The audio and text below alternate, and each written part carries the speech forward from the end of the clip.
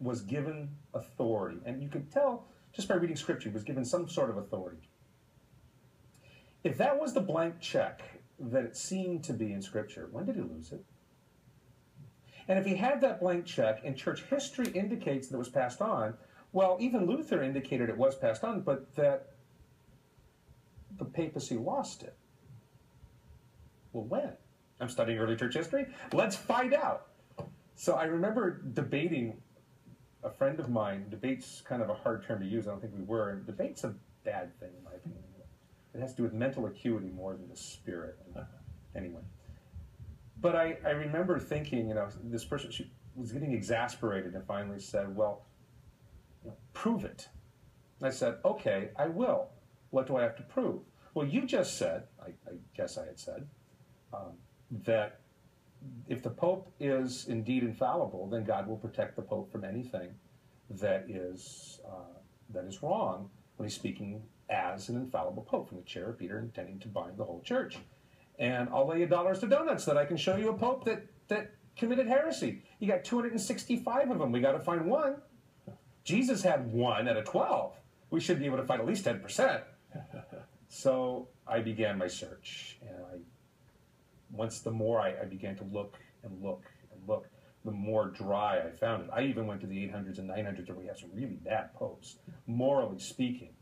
I mean, to be honest about our own heritage, we have some very bad popes in there morally. But the more evil they acted, the more silent they were on theology.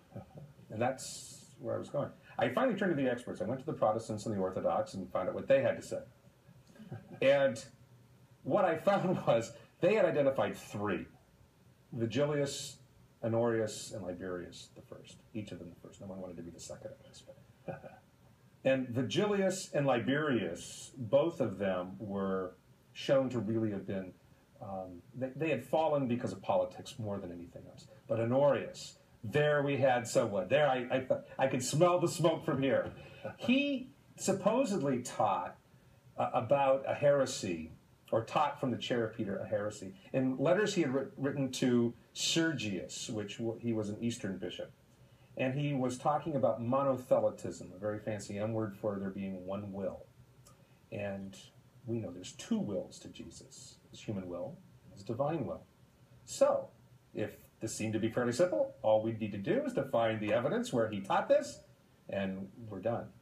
So I went to the library and I found the 2 letters that were extant. They were, of course, written in Greek, and I'm not a fool, I can't read Greek that well. There was a facing copy of German, and I don't do German. But Father Kozina, I figured, would. He was from Slovenia, and of course he didn't either. But he had someone who did.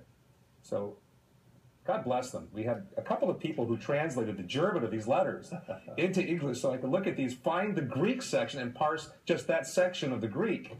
And it was wonderful. Petert, I found it. There it is. He talks in this paragraph about the one will of Jesus. Ha! A pope committing heresy. Oh, wait. As you read further down the paragraph, he starts talking about the 2 wills of Jesus. Oh. He was talking about, of course, there being 2 wills of Jesus, but that one will was operating, as in, not my will, but thy will be done.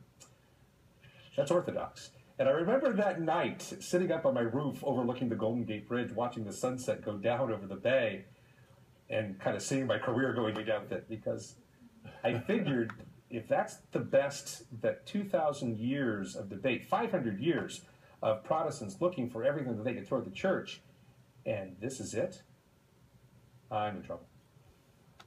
And so I think it was really at that point that it came crumbling down, because if the papacy is legitimate, then everything else falls into place.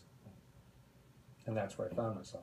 I had completed my master's in divinity. I had completed virtually all of my master's in church history, and I was beginning to work on my thesis. And my thesis really had to do with the early church, but from a Presbyterian perspective, and that creates a real problem when you realize you're probably going to now become Catholic. So that's where I found myself at seminary. So you